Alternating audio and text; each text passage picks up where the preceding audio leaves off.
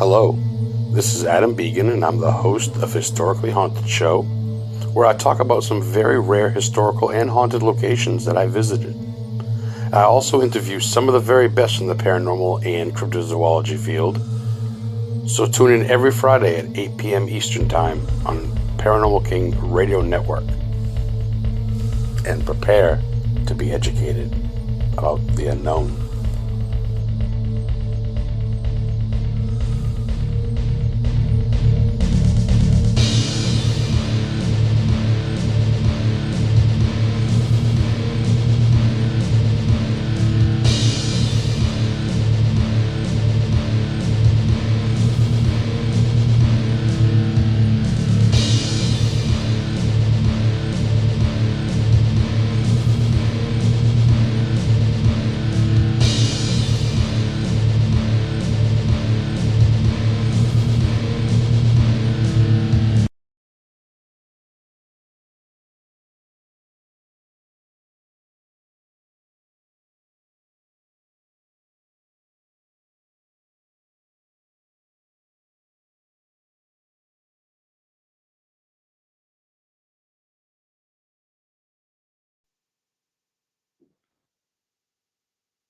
Hey, historians, welcome back to another great episode of the Historically Haunted Show on the one and only royalty, the Paranormal King Radio Network, live at you every Friday night, 8 p.m. to 9 p.m. Eastern, right here on the one and only network.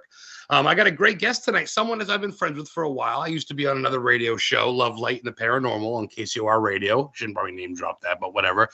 And I had him as a guest on there about a year and a half ago. I was actually the co-host. Kenny W. Irish, a.k.a. the Cryptopunkologist. The Cryptopunkologist. He's an author. He's a hardcore punk musician. We're getting into that because that's killer. He's also he's into sales and marketing. He's a professional at that. He's originally from the northern parts of Vermont. He recently relocated to the beautiful Adirondacks area in New York. He's a lifelong love of folklore, legends, UFO stories, monsters, ghosts, all that good stuff. He regularly attended and spoke at the writers groups, conferences, and festivals, various other platforms across the country. He's got a bunch of books out right now. He's got a passion for writing. He's really all over the place. We're going to get into so much shit. If I end up talking about his ordeals, honestly, we're going to be here for another half hour. So kwirish.com, best-selling author, cryptozoologist, hardcore punk metalhead, and overall just killer dude. What is up, Kenny? Hey, Adam. Good talking to you again. Thanks, brother. Like I said, I could go on and on with your credentials and your books, but I want to have time to have you talk. So the introduction isn't short by any means, but I want to get right to it. We got UFO Fred Richards in chat. What's up, UFO Fred? Richards tuning in. Mike Davis, George Cannon, Witch and Heather Kevinini, the witches in chat. Of course, Paranormal King, myself, and Charles Fulton. So feel free to go to the chat, guys, and ask questions. So Kenny, my brother, how have you been? It's been about a year and a half since we talked. You've been a busy cat, writing books, attending conferences. Yeah, just enjoying the subject and just enjoying being out and meeting new people and being able to finally, get out and see people face to face instead of just doing like the virtual conferences that we had to do for about a year and a half when everything had to get canceled because of COVID. So so I've been out and about, just getting to know people better, and a lot of people that I was friends virtually, based off of Facebook or Instagram or Twitter, what have you, been able to finally meet face to face. So it's been good. It's definitely been busy, and it's a fun subject. So I enjoy doing it. That's fucking awesome. No, I can tell your passion comes through. I mean, Facebook to me is a platform. I don't really care so much about what people ate, even though, of course, I'm the one that posts a burger. I post rare shit, not just everyday bullshit. But I mean, like with you, it's straight, pretty much books, documentaries, a couple funny things here and there, but pretty much just, of course, your number one bestselling author, Beyond the Fray, Fray Publishing. Also author of Stanley Riker and the Bigfoot Runaround at the Dark Moon Press. So writing's in your blood, and I got to ask you, because I mean, as you know, and I'm sure everybody knows that follows me on Facebook and that listens to me knows, big Stephen King fan. You as well. You must look up to him a little bit. I mean, you're right up there with. Obviously, your stories are more real about the stuff, but do you look up to him at all or like his work? I've definitely followed him ever since, was young and, saw I think my first introduction to Stephen King was The Shining, and it wasn't the book, like it was the movie with Jack Nicholson. But I remember watching it as a young kid and trying to like it, and I just couldn't. But I got to tell you, I watched it for the first time last year. I mean, in years and years, and loved it.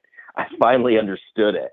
I mean, I watched it so much as a kid that I don't know, I just didn't get it. But now that I'm older and I don't want to say more mature, but I definitely get it now. And just a lot. Yeah, I mean, a lot of his work is just crazy stuff. But it's a lot of fun at the same time. That's fucking, dude, that is so funny because I always tell everybody that's what turned me on to horror movies in general, or even the paranormal, so to speak. I mean, The Shining, when I was like 8, I remember my stepfather went hunting and my mom was watching it and I could step and watch it with her. And yeah, the whole blood scene and it's pretty fucking trippy. That's cool because I didn't understand it either. I'm like, you're used to watching X-Men and Transformers and fucking G.I. Joe and Ghostbusters and shit. And you watch that and you're like, what the fuck? So 100%. Fucking A, man, I gotta ask you shit, man. You're a fucking great guy and you know a bunch of shit. I know when you're gonna skedaddle a little sooner to close than we close, so I want to get some stuff in. Guys in chat, feel free to ask Kenny Irish any question. I'll relay it by all means.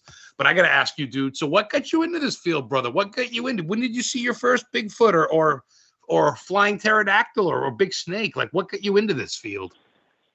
Well, it's funny. I was really, really young when I got into it, and I call myself the guy that's always late to the party because every time there's a sighting, there's something, I get there 10 minutes late. I miss everything. I haven't seen a damn thing in my lifetime.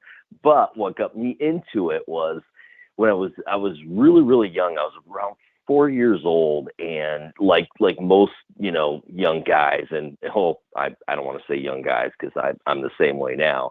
I'm 48 now, but back when I was 44 years ago, a huge Incredible Hulk fan and King Kong and Godzilla, and I love the Wolfman and Frankenstein. But I had a family friend ended up saying to me, "Hey, Godzilla lives in Lake Champlain." And at that point in time, I lived up in northern Vermont, and I was like, "I don't know what you're talking about." And she was talking about Champ, the Lake Champlain monster, and that was like my first introduction to, hey, wait a minute, this isn't just something that's on TV that's put together by producers or whatever. I mean, obviously, I wasn't thinking producers at 4 years old, but what I was thinking was like, oh, wait a minute, so the stuff that's on TV that I'm told is fake, there's something real to it as well. And that's kind of when I got hooked at like the young age of 4. And every time I went near Lake Champlain, I was looking for Champ. I was looking for the monster. I wanted to see that Godzilla that lived in there. And that's kind of, I mean, I never really grew out of it, where, a lot of my friends, kind of loved monsters and different things like that. But then, as they got older, it wasn't cool anymore. And I hung on to it for a long time, right until probably like my freshman year in high school. And I kind of put it on the back burner because I was like, okay, well, I'm the only one talking about monsters. I'm the only one, still kind of like that. And I'm like, all right, now I want a girlfriend now. I want to do this. I want to do that. And so I got into playing guitar and started playing music. And then, I was still writing and, and watching monster movies and horror movies all through my high school years. But then my senior year, I ended up taking a class that I needed to take in order to graduate because I needed a couple credits, and it was called Gothic Tales. And I don't know why I never noticed this class before, but so I signed up for it, and I went in there, and all we did the whole semester was just watch horror movies. We watched Stephen King movies. We watched we actually watched the original Frankenstein. I mean, it was so awesome. And the teacher, ironically, he was my mom's English teacher. So he was like, this was his last year. He was like retiring right after this year. So he didn't even care. It's like, so all we do is we'd watch these movies and then we'd just talk about them after. And then one of the days that we were there, he started playing some stuff, about, Sasquatch and Champ and the Loch Ness Monster, and I was like, oh wow, this is great. And it pulled me back in at that point in time, and I just haven't let it go since then. So, and that brings us up to where we are today. Yeah, that's fucking amazing. I feel the same way too, because in high school I was into monsters and I was big into wrestling. And you're not gonna get laid walking around with an Undertaker backpack, obviously. So you gotta put that shit away, and you gotta put the monster shirt away and try to be cool. I get it. But like you say, but behind closed doors, not closed doors, but at home, man, you're putting on that monster flick while you play the guitar. What do you play, bass? Or I play bass, I play guitar, and I play drums now. holy shit, one man fucking band. That's pretty amazing. I picture you as a bass player. I don't know why that comes into my head, which is awesome. I love bass. I think that's underrated in my opinion. Well, bass is my main instrument. It originally was guitar, but then I realized I was like, the bass was my my thing. In the last few bands that I played in, I was playing bass in it. So that's cool. I'm gonna stick on that real quick because I had ADHD and I bounce everywhere, and I want to stick on this. Who do you look up to for bass? Do you look at like Geddy Lee? Do you look like what's his face from Primus? To be honest with you, a lot of the bass players that I really looked up to and followed were ones that nobody really paid attention to. Like, they weren't the flashy people in the bands. Okay. But I will say the one bass player that you can't forget about and that you always love is Cliff Burton from Metallica. I mean, that's just amazing. And there's a lot of people that play one instrument, so they kind of will find their favorites of who plays that instrument. But because I play both guitar and bass, there's like for guitar, like Scotty Ian from Anthrax. Love Scotty Ian. And somebody who gets no recognition and was a phenomenal bass player, and this is going to be horrible because I'm sitting here saying he gets no recognition, yet I can't even remember his name off the top of my head. Is the bass player of Pantera. Well, what the heck is that guy's name?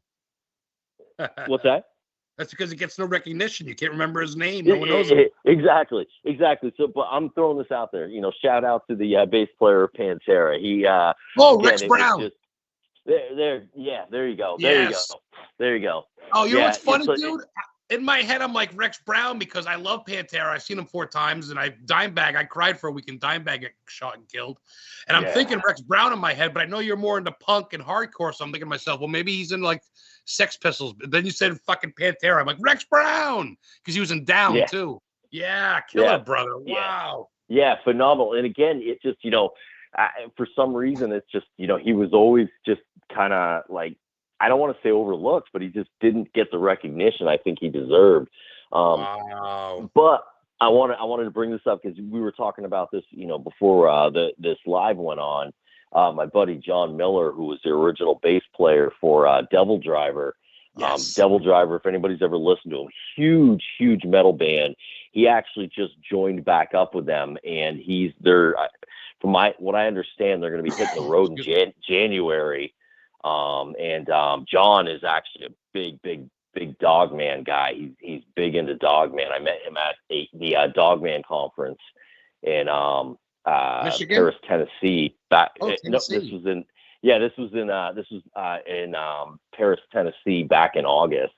Oh, no and shit. Just a phenomenal guy. And if you guys get the opportunity, definitely check out Devil Driver. Wait, you said you live in Maine, right?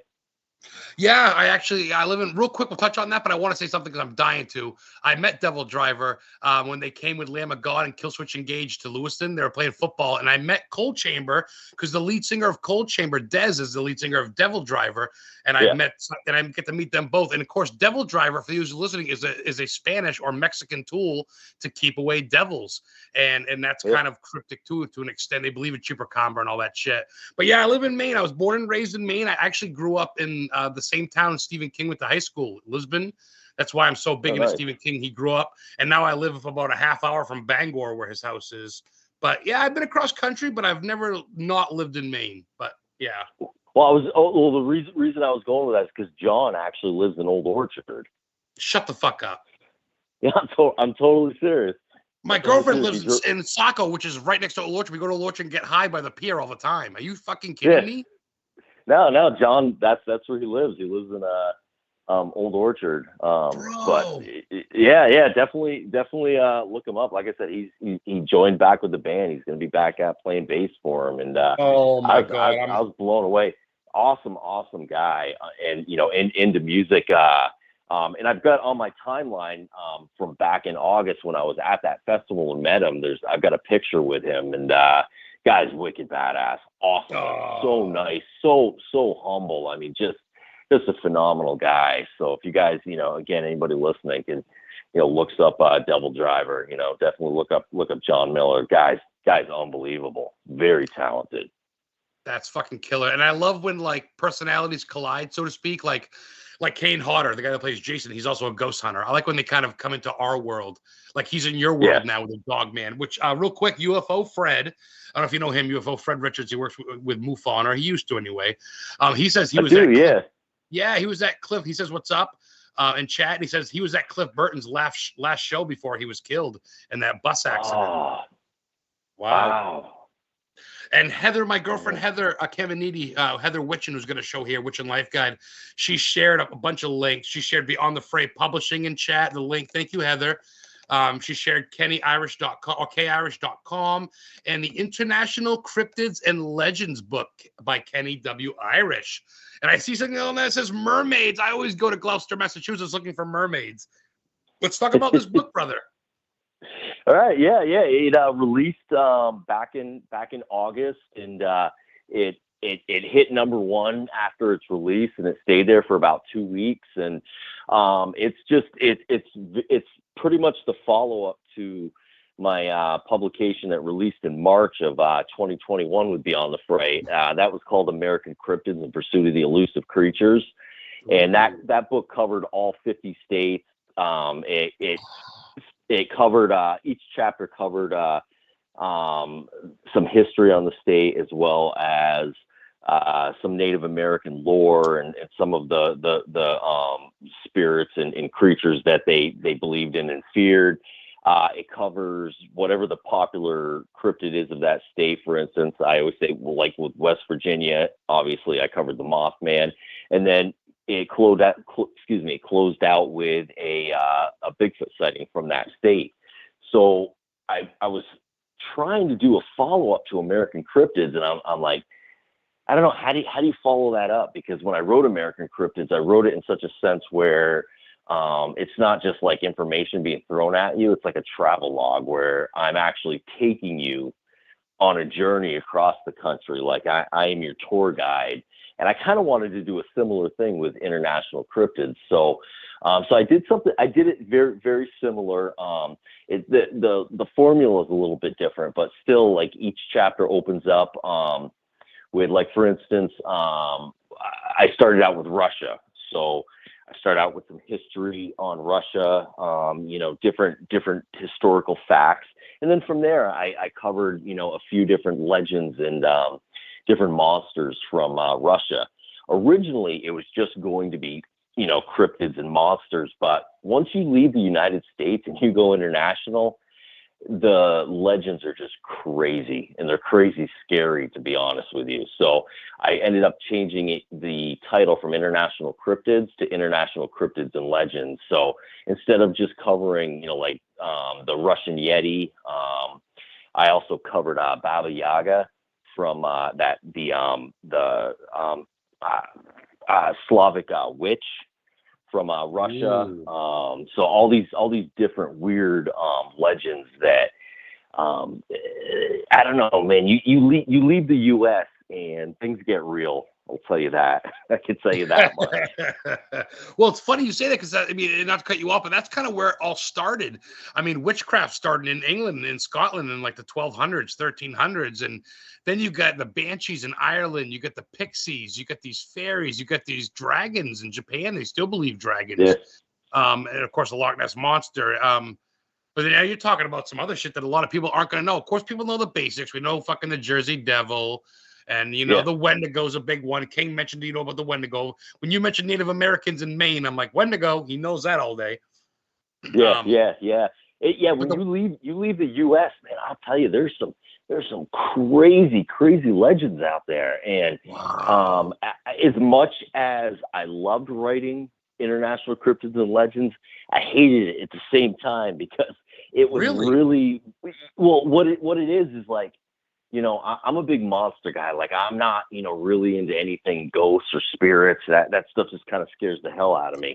But I'll tell you, you leave the U.S., everything is like almost every legend has a spiritual aspect to it, which again is scary as hell. And then, you know, anybody that picks up international cryptids or has picked it up will know what I'm talking about. Because I mean, there's just some weird legends out there. And I mean, I covered legends from like Malaysia, Germany. So I mean, there's some weird stuff out there. And I mean, you know, of course, you know, with Germany, I covered Krampus. You know, you got to cover Krampus. My girlfriend's gonna fucking get all wet now. You've mentioned Krampus. She's in love with him. She's listening. There you go, Heather. There's your Krampus. They have parades still. And this isn't bullshit from the 1600s like the witch trial. You know me, I love my witch trials. But we're talking, this is folklore from the 1200s, 900 AD. I mean, these countries have been around longer than America, and these traditions, they believe in the Krampus, huh? Yeah, well, I'll tell you, they even have parades and celebrations here in the States now. They've got them in California. They've got them. They do them in New York, and then there's another. Oh God, what is the other state? There's like 3 states that are well known for celebrating Krampus Day. You know, and just like they do in you know, in Germany, and you know, everybody dresses up like them. You know, they pretend to chase people around. They do big parades. So yeah. So it's they got the switches. They get these long sticks, and they whip the kids with them, and everybody's laughing. They put try the kids to, in the bag. I love it.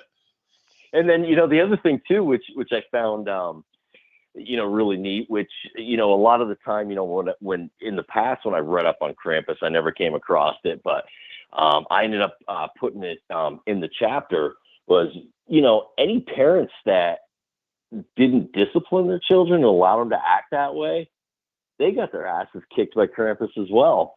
So, you know, which you know, at first, you know, I never really heard that, but yeah, you know, if you know, Krampus eats children, well, there's some parents that he takes into the Neverlands to torture for allowing their children to act the way that they do. So, yeah, I learned a lot writing this book. I'll tell you that. Only in the historically haunted show you're gonna hear the real facts, motherfuckers. You hear that? Krampus kills, dude. He's fucking. So I got a not a favor, but I got a proposition for you. Of course, I'll message you, and I'd love to pay for it. I would love to pay for a book, but I want you to personally autograph it for me. Is that a deal? Yeah, absolutely. I'll Heather wrote. I would love, with big words, to read his books, whatever, with an S. We'll start with one at a time, but I would love the International Cryptids and Legends. We'll talk in chat tomorrow. I know it's late. Or whenever. I know you're a busy fucking cat, but I'll PayPal you or send you a check or whatever you'd like.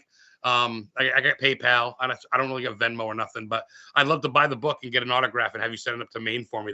I would love that. And I will display it. Yeah, absolutely. Yeah, no, we'll figure it out. I know, there are, I don't know unless they've sold out, but I know, there are some autographed copies at the Cryptozoology Museum, Lauren's museum. Oh, so there could very well. I mean, if I would say just, call over there and see if they have any copies left, because all the Oh, ones that's that they killer had then. there I'd autographed, and if not, let me know, and yeah, I'd be happy to get one out to you. Cool, because I mean, I'm sure now. I mean, I'm not fresh in the field, but now the radio shows get me a little bit more exposure, of course. So I mean, I plan on going to events and things. So maybe I'd love to run across you someday, take a picture with you, get a pint or whatever, get some Guinness. I know you're Irish, you Yeah. probably drink some Guinness. But I mean, if you're in this neck of the Well, woods, hold on. Let me stop you there real quick. My last name is Irish. There isn't a damn ounce of Irish blood in me. We have no Shut idea the where my front last door. name came from. Totally serious. Totally serious. There's not an ounce of Irish blood in this guy.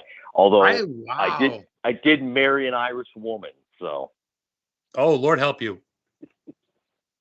I got an Italian, so I'm right there with you. Yeah. Keep on your toes. Nice. No shit. That's no shit. Well, I guess no kidding. Wow, no shit. Well, let's bring me to my next thing. I get some more stuff in chat, but I want to ask you a little bit personal. We already covered music. What's your go-to for food and drink then, my friend? What's your thing if you got like a big show or you got some sort of, you're ready to write a book, you want to get in the zone? What's your go-to for a meal and a drink or something? Let me see. I'd say probably a pizza guy. I've always been a pizza guy, like, extra cheese, bacon, and onions and ranch for dipping. And then as far as to drink, it's a cross between Diet Pepsi or White Zin. I'd have to say that would be it.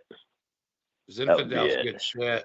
I got some pumpkin beer right now in a joint. I got my medical marijuana card, so I'm fucking living pretty good right now. Nice. So I got some sage burn. I went to the weed shop today, get some sage there in Bangor. I've been doing the Stephen King sites. Bangor is known as Dairy, which reminds me, and that brings up a topic, as Heather said that, is it in Portland? Because they have a cryptozoology museum that Lauren just opened in Bangor. It's just a bookstore because he lives here now. I met Lauren a couple times. Great dude. Would your book be at both? I would think it'd be at both, I'd think. Either or. Yeah. I mean, it should definitely be in Bangor. It should definitely be in the bookstore. But what I would do is I would definitely just call to see if it's in stock. Okay. Just to. Well, I mean, if you live out in that way, then it's not a big deal to stop in. So yeah, and I want to stop in and say hi to Gene that works there, Tewksbury. But if I go in and I get one that's not signed, I'm gonna fucking mail it to you, and you're gonna sign it to me and then send it back. Deal. That's a deal. I know the ones at the museum. At least a few of them are definitely signed. That I do know. Okay. But again, if not, I mean, and the other thing too is, there's folks, that, will buy one of my books and, obviously, not be able to see me at a festival or conference or anything. So they'll reach out to me and I'll a lot of the time I'll sign a bookmark and then, just mail it to them, so that way they've got it with a book. So that's just cool. try to be there and more than just, hey, buy my book, people, man. See you. Right. It's your fans. You want to take care of them because they're taking care of you. That's commendable. So what, I mean, I'm not going to pry. You don't have to tell me exactly the town, but what area? Are you Midwest America? Are you Jersey? No, I'm upstate New York.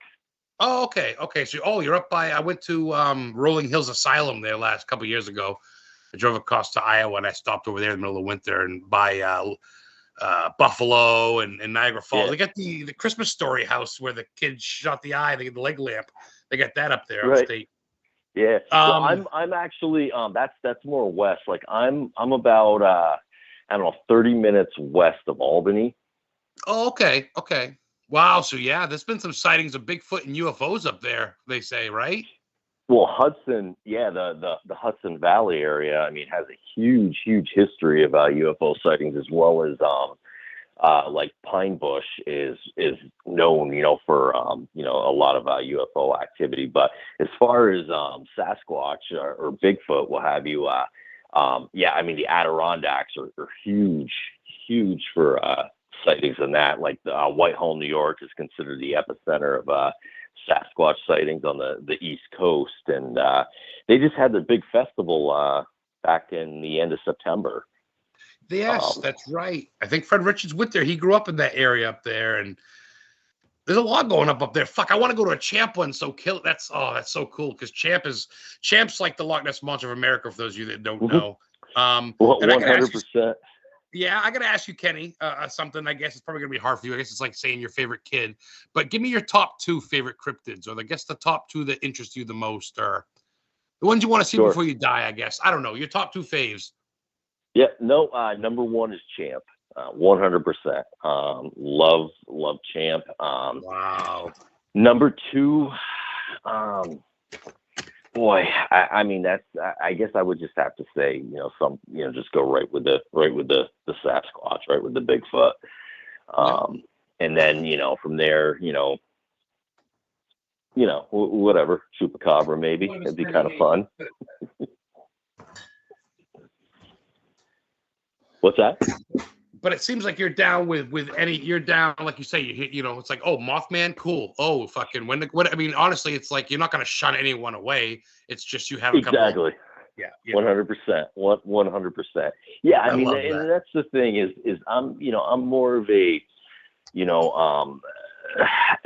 like, a lot of people, for some reason, a lot of people kind of put me in the category as like a Bigfoot guy, even though I'm a Champ guy. I mean, I get it because I'm with a group called the New York Bigfoot Society, and I've been on a lot of Bigfoot shows and radio shows and stuff. So I get that, but yeah, I'm really a lake monster guy. I love Champ. It's always been my favorite monster, and then I think again probably why Sasquatch would be second is because my 2 top monsters growing up were Godzilla and King Kong. So I guess it kind of that kind of makes sense. So it does say that's cool. That's how it started too, because that's always big for me. Creature feature, Godzilla versus King Kong.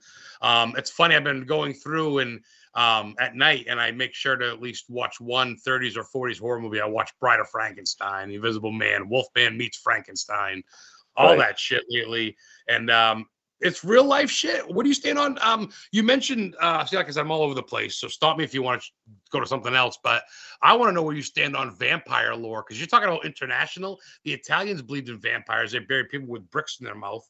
Of course, there's some here in America, Connecticut vampires and the Virginia vampire. Where do you stand on that subject? I gotta say, I used to. I mean, I pretty much with every subject, I'm a skeptic right out of the gate. But Smart. I don't really push back on anything anymore, because every time I push back on something, and when I say push back, I mean as in like, no, there's no way. I end up talking with somebody, of credibility that had some type of encounter or something that they can't necessarily explain. So again, I'm a skeptic right out of the gate, but at the same time, I don't know anymore. I've gotten to a point where, I'd say about 90% of my answers now are, I don't know. At the same time, that keeps you on your toes, and that also clarifies that you're not going to go, ooh, an orb, so to speak, in ghost hunter term. Yeah. You know what I mean? You're not going to just cry wolf just to get likes and bullshit. You know what I mean? I think going into it with not a closed mind, but a little bit of assertiveness. There's nothing wrong with that, dude. Fuck. I mean, well, I had a lot of people, that told me, hey, you can't be saying I don't know, because you're going to lose credibility, this and that. And I just said, look, if I gotta bullshit somebody to have credibility, then I don't want it, and I don't want to be around people like that. And you know what? There's more people out there that will back you when you tell them I don't know than when you bullshit them. Yeah, so, I mean, the truth will set you free, brother. It still works. I mean, to an extent. Some people want the glitz and but it's dude. Ghost hunting is like UFO watching, is like Bigfoot hunting. It's like fishing. You go out there 95 times, you may get a bite once if you're lucky. I'm sorry, but it's true. I'll tell people that like all the time. It's like, they're like, oh, you went out. What'd you see? What happened? I'm like, nothing. Not a damn thing. We didn't even Yeah. see an animal. We didn't even see a deer. Yeah. Yeah, I didn't even see a deer. It's well, people go to me. They go, bring me to a place haunted, and I go. They go, oh, something gonna happen. I go, yep. Right around 4 o'clock is when the coffee breaks over and the ghosts come out and taunt us. You know what I'm saying? Like Yeah. it's fucking pre-planned or something. I fucking can't stand that. So I'm just like, you know what? Just I go to cemeteries because I like to get high and chill and not get fucked with by people or cops. Cemeteries are free. Yeah. You can get stoned and they're beautiful. And if I catch a ghost, dude, that's a killer bonus. You know, but a Sure. lot of times, you know, whatever, man. I'll see a grave of an old military sailor, like Bigfoot hunting. I'll go in the woods here. I'll look for the Wendigo, and if not, I find a nice stream and I'll sit by that. I didn't find a Wendigo, but I got high by a bridge and a waterfall. Yeah. So it is There what you it go. is. You know, it is what it is. Agreed. Heather says Agreed. Heather says she loves how all the states are covered. The U.S.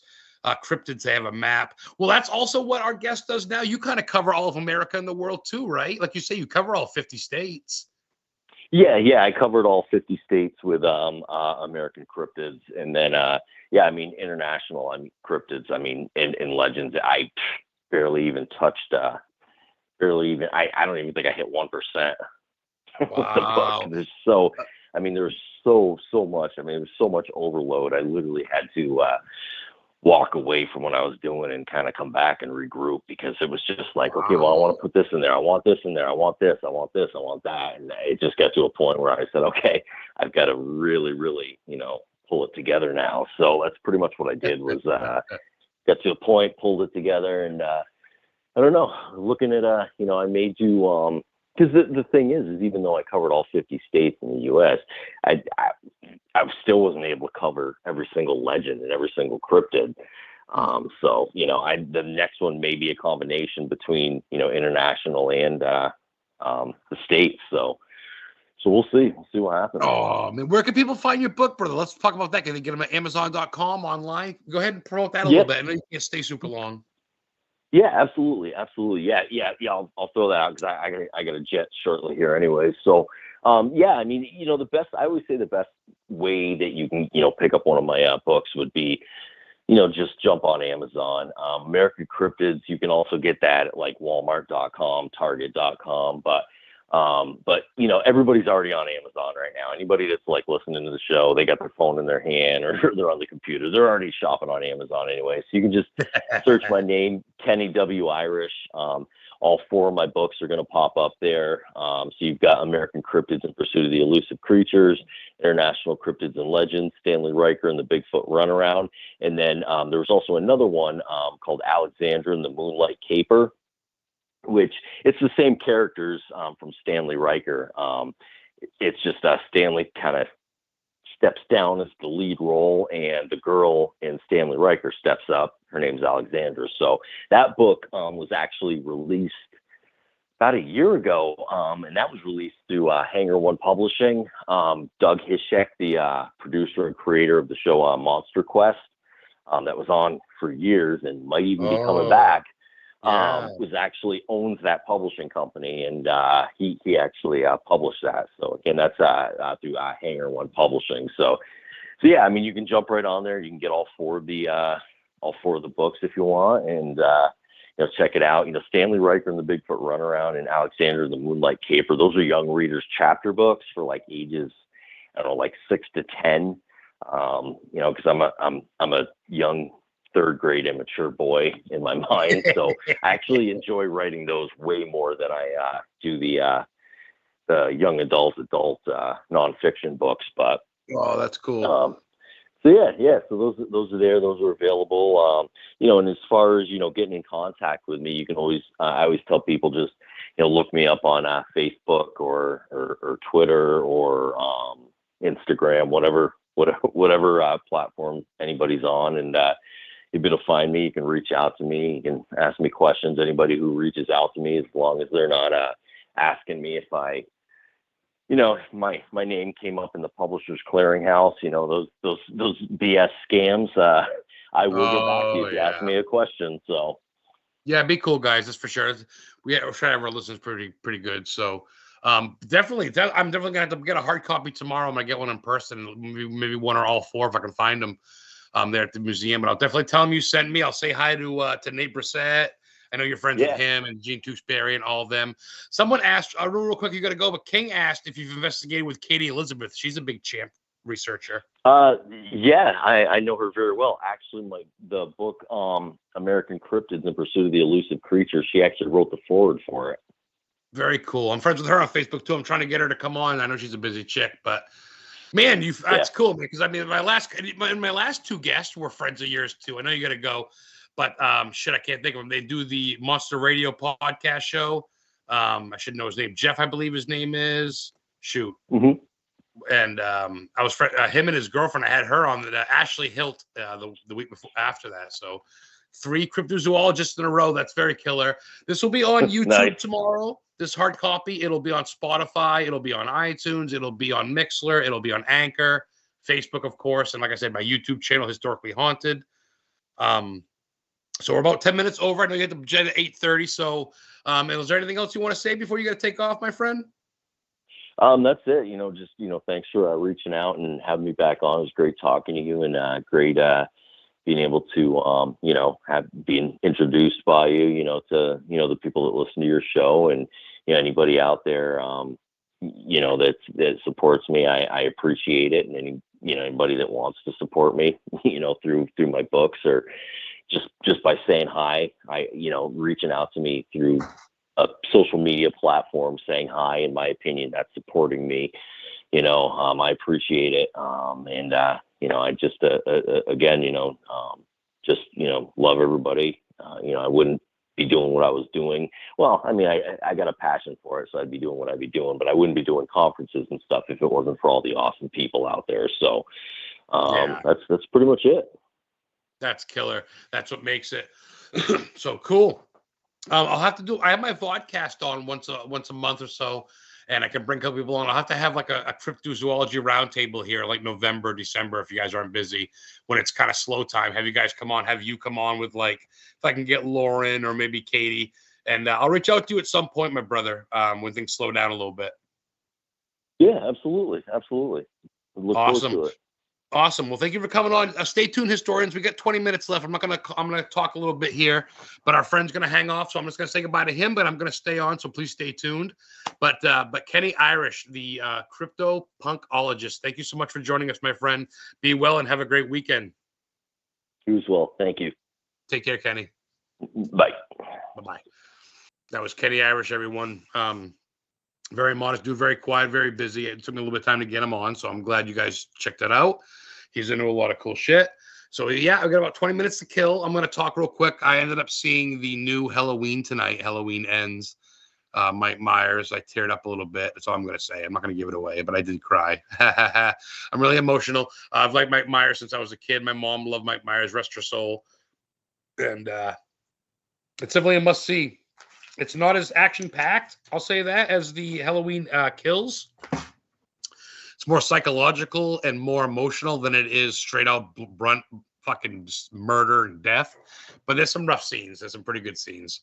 The record player scene and shit's pretty good. So it's worth seeing. It was definitely, yeah, it got me at the end there. I had my Mike Myers mask out, my Mike Myers pop. I got my Halloween shirt on. I was watching it here. Heather's going to watch it with me tomorrow, so I don't want to spoil it too much. But I had to watch it tonight. I couldn't wait one more day, being a big horror fan. Also would like to thank everybody that voted for me for that Face of Horror contest. I'm actually out of it. I got 5th place. I needed to get 1st. So I did not succeed, which is fine. I got more important shit to do, so that's cool. I did watch The Munsters as well. I actually met Rob Zombie, the musician and artist director. And yeah, I bought it the next day on Blu-ray. I thought it was great. Great nod to The Munsters, another show of mine growing up that my mom was big into. I thought Lily and Herman were portrayed great. I thought it was funny. A couple good fucking stupid fucking, like, one thing is, have you heard, one thing's pretty funny, says, no, I won't say the spoilers. It's pretty rough though. Boy, it's pretty rough. Yeah, I cried. I'm not going to fucking bullshit you. I cried at the end of Halloween. But anyway, there's one joke in The Munsters that's pretty funny. It says, hey, have you heard of the new glass coffins yet? Have you heard of the new glass coffins? And then Herman goes, no. And Grandpa goes, remains to be seen. I thought that was a riot because, like, remains to be seen. You can see the remains, but remains. So I thought that was a good joke. That was funny in The Munsters. So not out to Rob Zombie. I thought it was great. I don't give a fuck what anybody else thought. I thought it was great. Thought Halloween was great. I haven't seen Hocus Pocus 2 yet. Heather saw it. She thought it was great. But I have been watching a lot of old horror movies. I also recently watched, for many times, not for the first time, just recently again, though, Creepshow 2. If you guys have seen Creepshow, it's a bunch of short stories by Stephen King and George Romero, who did Night of the Living Dead and The Crazies. And there's one of the episodes, there's only 3 short stories on the Creepshow 2. And at the end, there's one called The Hitchhiker. And a young or a middle-aged white woman hits a black man hitchhiking. And it's all in Maine. I went to the spot where she hit and killed him. It's a roundabout off a turnpike in Maine, right here in Brewer, right going to Bangor. I went to the apartment in the beginning when she's having sex with a guy that's not her husband and goes to her car to leave and goes to her car outside this hotel, so to speak. The awning is still the same awning. I went to that today. That's in Bangor, right down the street from the Bangor Library where Hannibal Hamlin's death couch is, America's first Republican vice president to Abraham Lincoln, who died on the couch. And then I went to a couple other spots too. I went to a road at the end of Creepshow 2.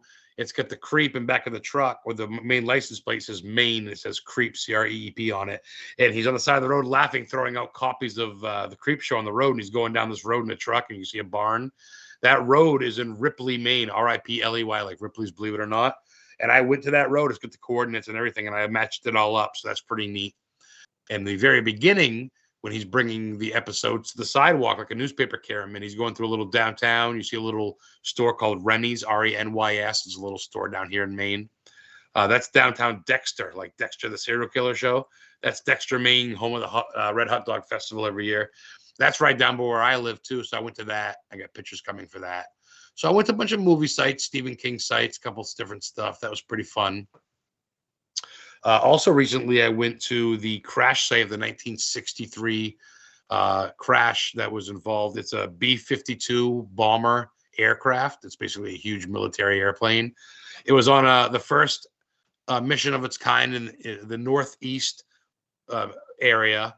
It was in January or February. I think January. It was really cold. It was negative 30 degrees that night that they went out. It was actually middle of the day, around noon, around 1 p.m. or something like that, 4 p.m. So it was somewhat early, but still dark, because it gets dark at like 2 p.m. here in Maine during the winter. And they were doing a low flying anti-radar mission to see if they could be not spotted. One of their turbines gave out, and they crashed on Elephant, like the animal Elephant Mountain in Greenville, Maine, which is it's about an hour north of where I live, by Bangor. And this B-52 bomber crashed with 9 passengers. The pilot and navigator ejected from the seats with parachutes, ejector seats. The 7 passengers, however, died. All the men died in the cab of the airplane, whatever. And the pilot ended up in the snow and got frostbite and had to wait about 10 hours to be rescued in the negative 30-degree snows in the Maine woods. And the navigator got stuck in a tree and had to cut himself down.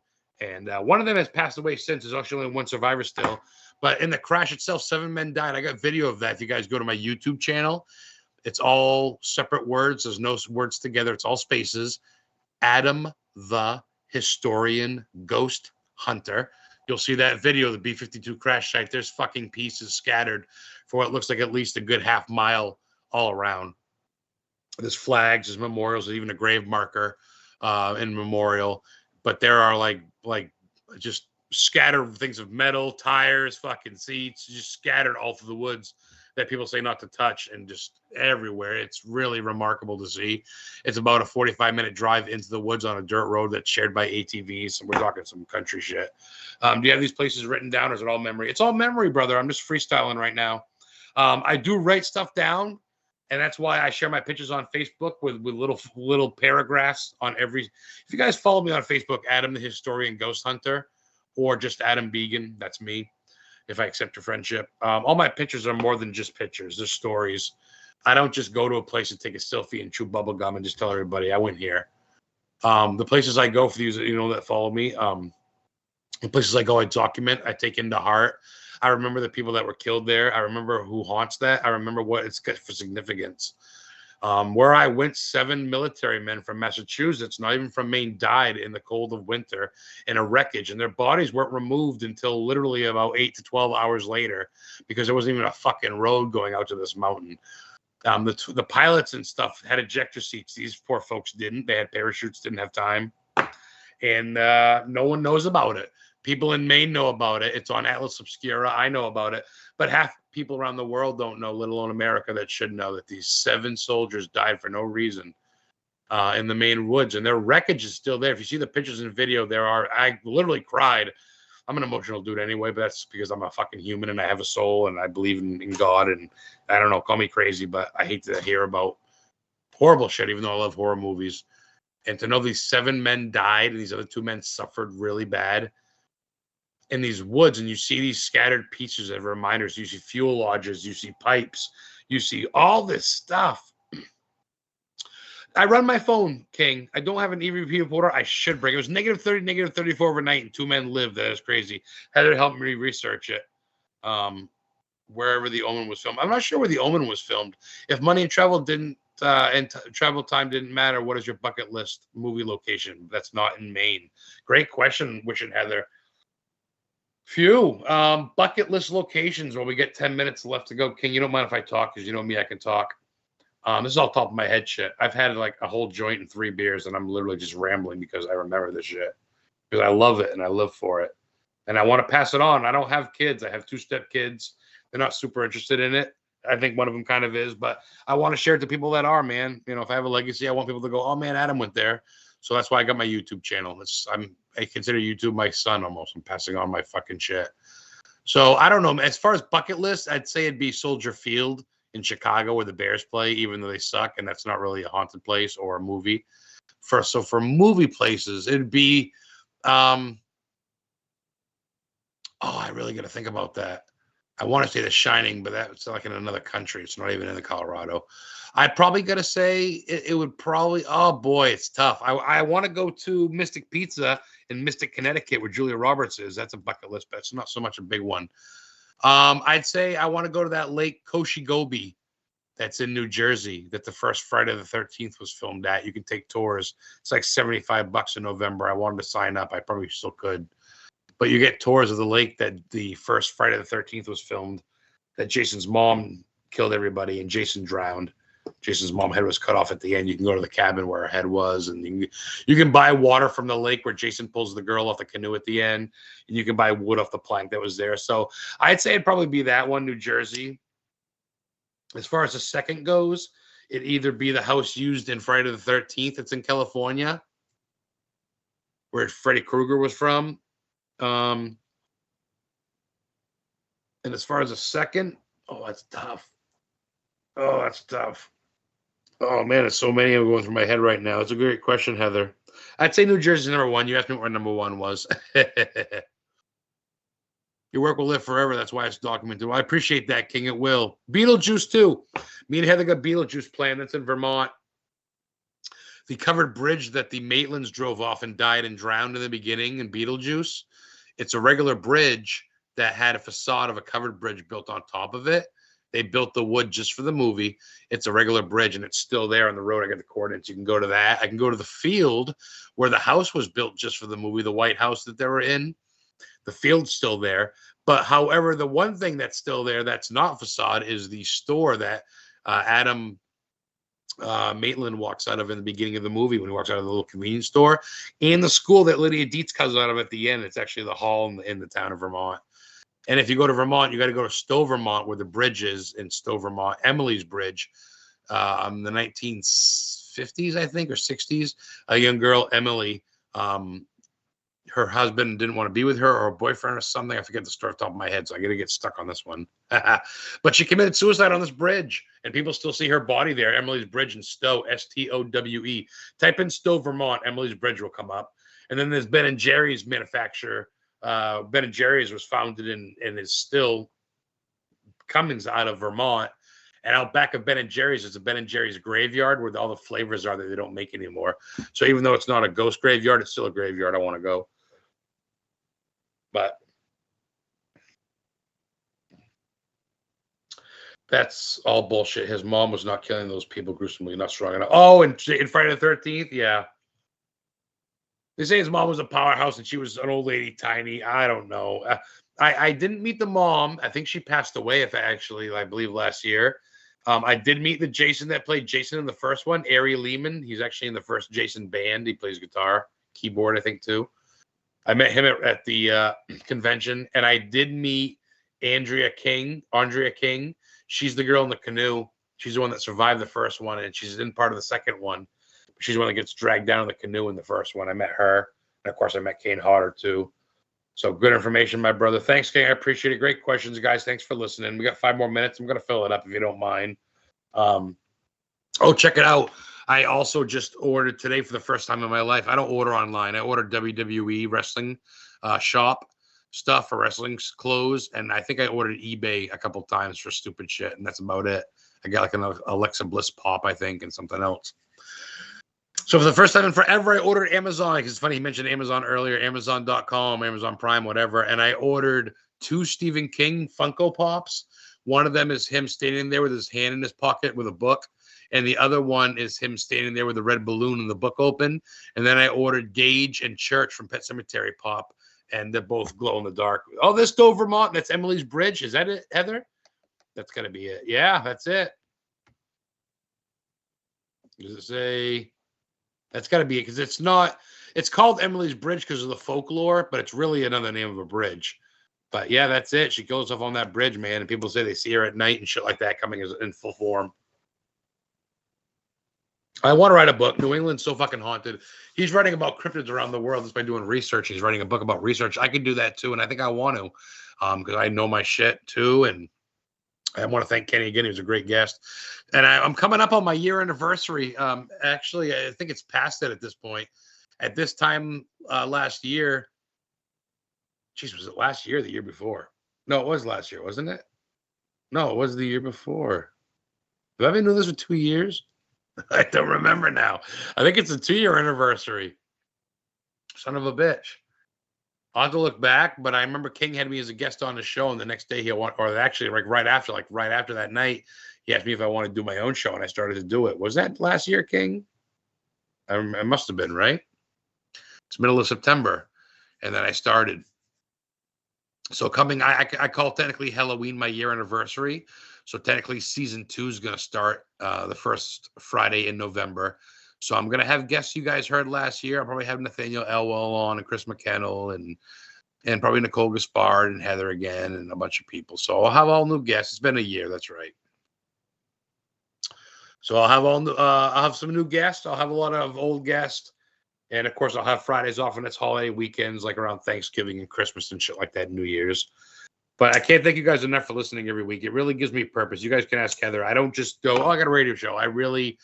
I talk about it. I actually have cards made up that I spent my own money on to make cards that say Historically Haunted Show and Historically Haunted Vodcast, which is every other Tuesday on Facebook, on my Facebook page.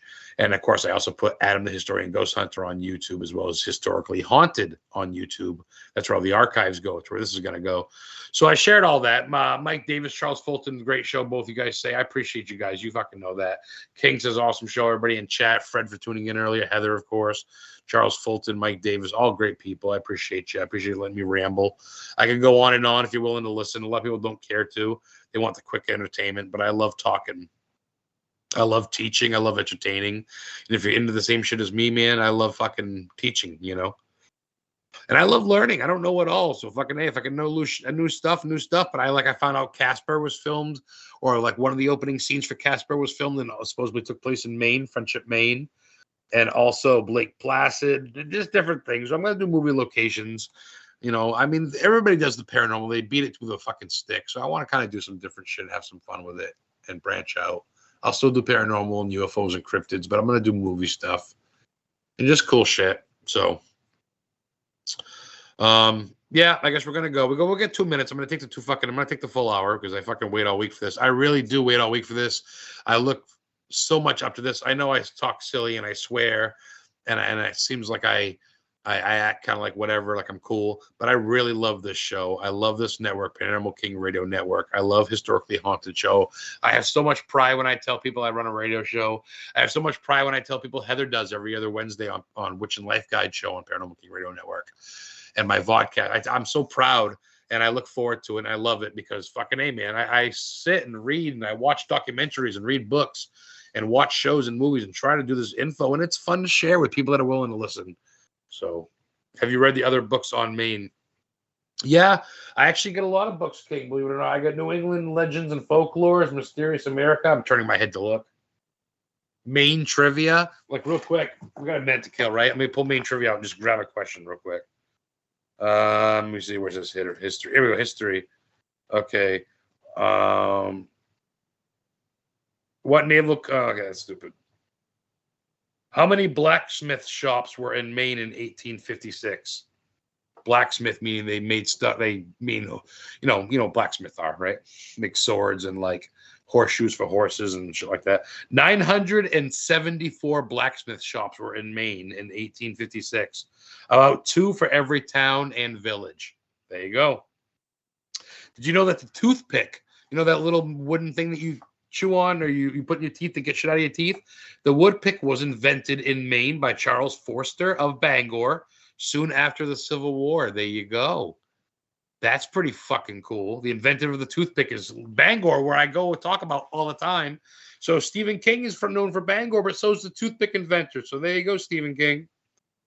Let's see. Let me see some good ones. How many tins of sardines are packed each year at canneries in Lubbock, Maine during the first half of the 12th century? About 120 million. The canning of sardines was invented in Maine. I also know chewing gum. The first chewing gum, Birch chewing gum, was invented in Maine. The inventor of the donut hole, he was from Maine, died in Massachusetts. The inventors of the Stanley steamer cars, they were from Maine. Moxie, that's from Maine. Yeah, I can go on and on. I can go on and on. Talk about the standpipe. That's cool. I've been there before with Heather. How many ship captains lived in Searsport, Maine during the 1800s? 286 sea captains. So cool. Now they all have marijuana shit. Yeah, there's a little dude. You go by Bangor. You look at these green crosses. If there's a green cross or like a green leaf, it's a weed place. I stopped at one today. Shout out to the Grassroots of Maine, of Bangor. Grassroots of Maine. Pure and simple apothecary. I went in today. They got sage. I got sage for $3. Palo Santo sticks that are basically sticks from Jerusalem wood that was burned down and cut. I got some witch hazel soap from the Grandpa soap. I think it's goat soap, facing soap from 1878. And I got a bunch of pre-rolled joints, man. I got 5 for $36. That's fucking cheap. And they're 1.5 gram joints too. So 1.25 joints. They're big, man. So shout out to them. Thank you so much. She said she'd listen today too. The chick had dreadlocks there. She had a bunch of herbal stuff and seeds and a bunch of cool shit. I got to bring Heather back there. She'd love it. Bunch of cool shit. Shout out to them. They're right in Bangor, right by where Al Brady, the gangster, got shot and killed in the 1930s, and right down the street from Hannibal Hamlin's death couch and the Stephen King filming site. Fucking Derry, Maine, dude. Bangor, Maine is Stephen King's playground, and I'm so glad to be part of it. So thanks for listening, historians. We'll catch you next week. We're not sure we're going to have for a guest yet. Thanks for King and everybody in chat. Paranormal King Radio Network. Love you all. Thanks for everything. Have a great night. Be good, and take care of each other. And